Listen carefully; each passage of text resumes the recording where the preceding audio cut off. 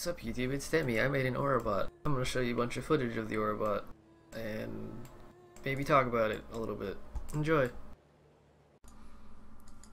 So this Aurabot is a Necromancer Aurabot focusing entirely on Commander of Darkness, which is auras you grant 10% increased damage to you and your allies, and auras you give 5% attack and cast speed to you and allies, and then 20% all res to everybody around you. So more or less you're just a Aurabot that stacks as many as you can and gives as much DPS as possible to your friends, utilizing Victario's influence, the new chest. This chest gives you +1 socketed aura gems, level 30 generosity, 30% reduced mana reservation, increased AoE of aura skills, and then increased effect of non-cursed auras you cast. So in my Victarios, I have a 6-link Anger, Hatred, Wrath, and Haste, the 4 like 50% DPS auras, and those are all linked to Enlighten level 4 and Empower level 4, and all the auras will be level 21, and I have a +1 socketed gems corrupted onto my 6-link, which means that I will have a level 27 Anger, level 27 Hatred, level 27 Haste, and level 27 Wrath. That's just the main 6-link. And then my gloves, I have a triple curse setup. I have Blasphemy and Feeble Temp Chains on Enlighten level 4, and then we have Blasphemy LE Weakness as well, so we're triple cursing everything around us, and you can swap out LE Weakness for Proj Weakness or Vulnerability, whatever your party needs, etc. We have Vol Haste. We have Generosity Envy aura from United in Dream that gives your allies flat chaos damage, which is scaled hugely by your aura effect. And that's like the Generosity, so it's got 39% increased effective non-curse auras. And we got Fast Attack Shield Charge. For a shield, I'm using Prism Guardian, corrupted with +1 socketed gems, which is socketed with Grace and Discipline and Enlighten level 4. So that's a level 24 Grace, level 24 Discipline, and a level 5 Enlighten. And then Helm, Alpha's Howl with reduced hatred mana reservation, and that's linked, socketed with level 21 Purities, Purity of Fire, Lightning, and Ice, and those get +2, so they become level 23, which gives you the extra max res breakpoint, and those have an Enlighten 4 linked as well. And then in my rings, 2 unset rings, one is an Elrond unset with -8, socketed with level 21 Clarity, and the other is one of my mirror rings, Rift Whirl unset with +2 socketed gems, ES, %ES, Fire, Lightning, and Int. And it has level 21 Determination in it, which means it's a level 23 Determination. And then for the amulet, I'm using a Presence of Chayula with +1 Curse on it, so that gives us our Cannot Be Stunned, it gives us a bunch of extra ES, and it gives us the 3rd Curse, which allows me to use LE Weakness, or Vaughn, whatever. And then belt, I'm just using an ES Flask belt, reduce flash charges used in Flask Effect Duration. But yeah, here's a Shaper run. This is with a Signal Shot character. First one we did together, actually. And he insta-killed that boss without, like, the first barrage even happening. This is at real-time speed. When it happened, we just both started cracking up laughing. It was like, holy shit, the damage.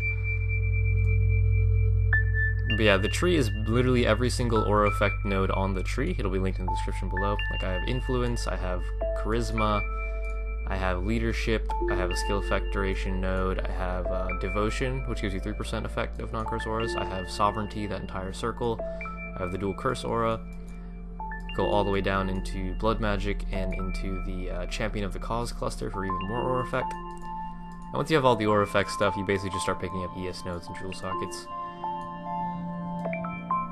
And Flask Effect nodes, up in Witch. But yeah, that's pretty much all you need. What else is there to say? I don't know, this build is just, it's very Glass Cannon. We're entirely reliant on the flask you see on 3, Curse Getting Elixir. That's what enables me to not wear Shavs. It's a flask that says, Chaos damage does not bypass Energy Shield during effect, removes all but 1 life on use, and remove life is regenerated as ES over 2 seconds, with 100% increased duration. So it's a Ruby flask that lasts 8.8 seconds, with 2 charges. And my belt gives it minus 20% charges used, so that brings it down to 24 charges per use, basically. So it's more or less up all the time. As long as you don't drop your flask, you'll be fine. As you can see in the video, it lasts 11 seconds with my belt flask effect on, and the Alchemist nodes up in Witch, the flask nodes. That's more than enough time. Strands usually take about a minute, minute and a half. You'll recharge with every single pack to have another charge for the next pack, so you just kind of mash your flasks. You can see I'm also using Rumi's Concoction, that's double legacy, 40% block, 20% spell block, which means with the flask effect nodes, which is about 26% flask effect, Or wait, sorry, yeah, 8, 8, 16, and 14. 30% flask effect, I'm sorry. Brings us up to like, oh, math is hard. What is that, 54% block from just the flask, and then the shield has an additional 22% block, so that caps us. We're at 75 block with flasks up. And then I also get 10k armor from the flask. I'm using a Topaz Flask of Staunching for bleed immunity.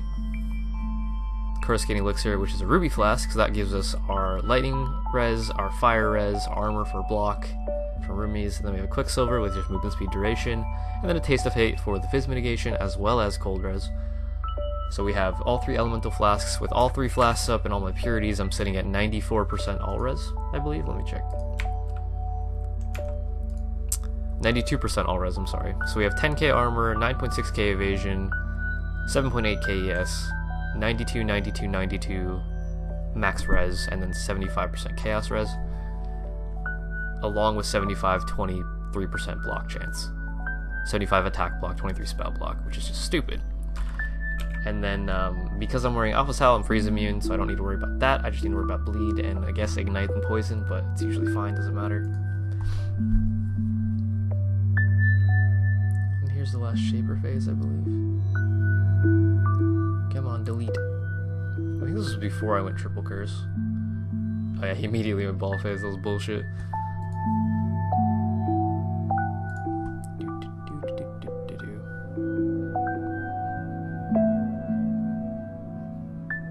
And he's dead.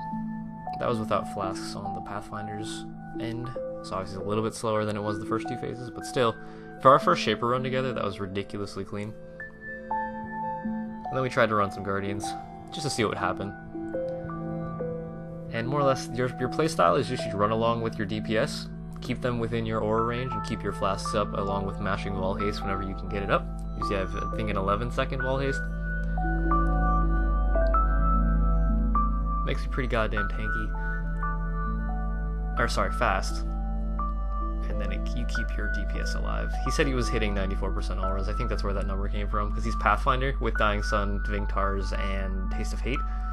So he's getting all 3 Ellie res, along with my max res from my purities, which brings me, without anything in hideout, without flasks, I'm at 84% all res. And there was our Phoenix kill.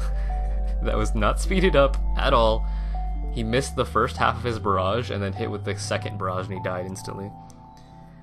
Then we were just like, oh, well, maybe we made something good here. Enfeeble Minotaur test went pretty much the same. More or less just run along with everything, obviously, as always. Stick to your DPS, let him clear, and then pick up all the loot, just for fun. As long as you're in range, he pretty much one-shots everything. If you leave range, they slow down a fuckload, and they, like, lose all the DPS you're giving, all your level 28 or 27 auras, all your purities, your haste, etc.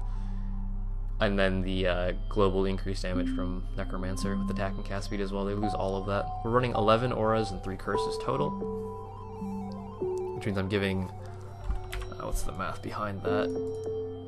Each aura gives 10%, so it's 110% increased global damage, and 5% attack and cast speed times 11 is 55% attack and cast speed, along with 20% all res. Pretty ludicrous amounts of damage, and that's not including the Vol Haste attack, cast speed, movement speed, which is, without any aura effect stuff, 31% attack speed, 31% cast speed, 13% move speed. And that's multiplied by all of our aura nodes to a stupid amount. And there's your Minotaur. Yeah, just about a second and a half maybe. Seems fine. Totally reasonable amount of damage to do. Here's your Hydra kill. Again, this is a Signal Shot Pathfinder that I'm running with a Brood Twine. So I'm multiplying already ludicrous damage even more. With the numbers that we're getting, he said he pushed over 1 million tooltip, I believe, with Barrage. And everyone that I've tested with usually gets 4 to 9 times, or sometimes even 12 times damage that their tooltip says, which is not actual damage, obviously, but it's a pretty huge multiplier. You can see my triple curse going on everything. Because he's full Ellie weakness is the best option here. I could potentially use projectile weakness, but with his pen I figured Ellie weakness might be better.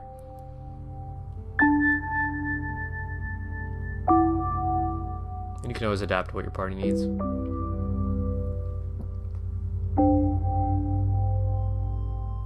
The one thing I find annoying about Chilled Ground, though, is Alpha's Howl doesn't protect you from being chilled, so you can see me, like, randomly going chilled, which is kind of annoying. But I can't be frozen, so that's all that really matters for me as a ES-based character. The chill is just, like, you slow down a little bit, it's not too bad. He got lost over there. I was like, you fucker, get up here.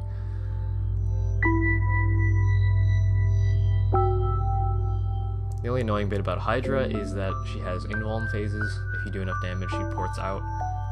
But if you do way too much damage, I think you can actually kill her before she goes away the first time, but just gotta play it safe. Doesn't take long. You don't have to play it safe for too long. That was like maybe 4 seconds, I'm not really sure.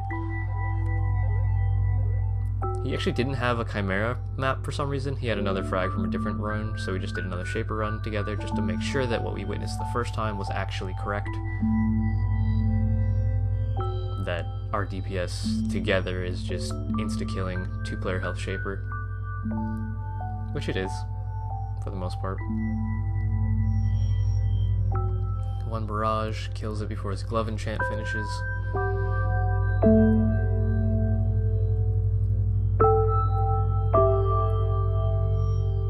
Not even one barrage, that's like 2 shots, 2 arrows maybe.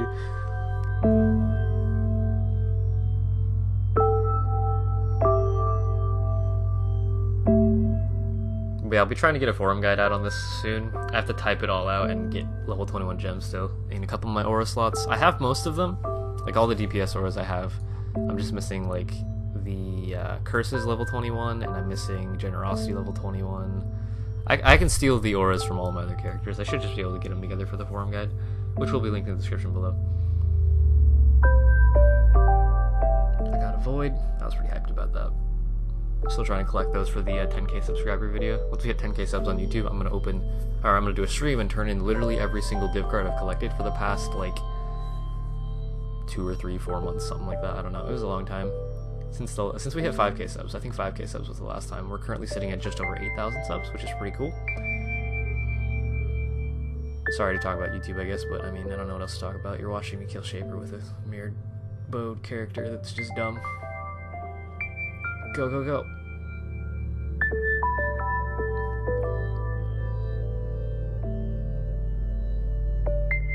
But yeah, this character is definitely not hardcore viable. If you drop your Curse Getting Elixir Flask, you're gonna die instantly. It's not budget. It's not very new player friendly. If you haven't played an Orbot before, and you don't have a lot of currency to throw at something, don't make this build. It's ludicrously expensive. I think a +1 Curse Chayula alone is like a couple 100x. Presence of Chayula, not Eye of Chayula. You could use an Eye of Chayula actually, but like you're gonna lose a fuckload of chaos res and around 1.5k ES or something like that. It's not really worth it. I'd invest if you want to make this character really, really good. But yeah, it's more or less perfect for speedrunning maps.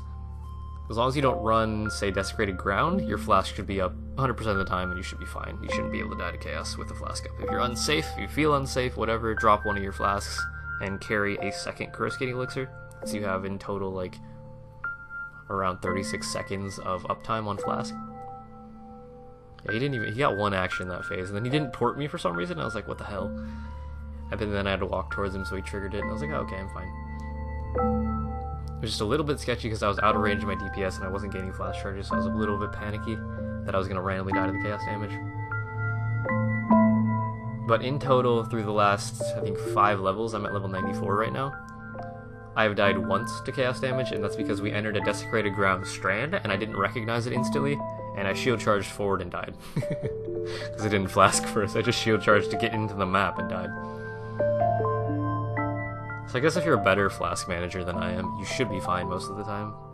Like 100% of the time, sorry. Just don't fuck up, and you'll be okay.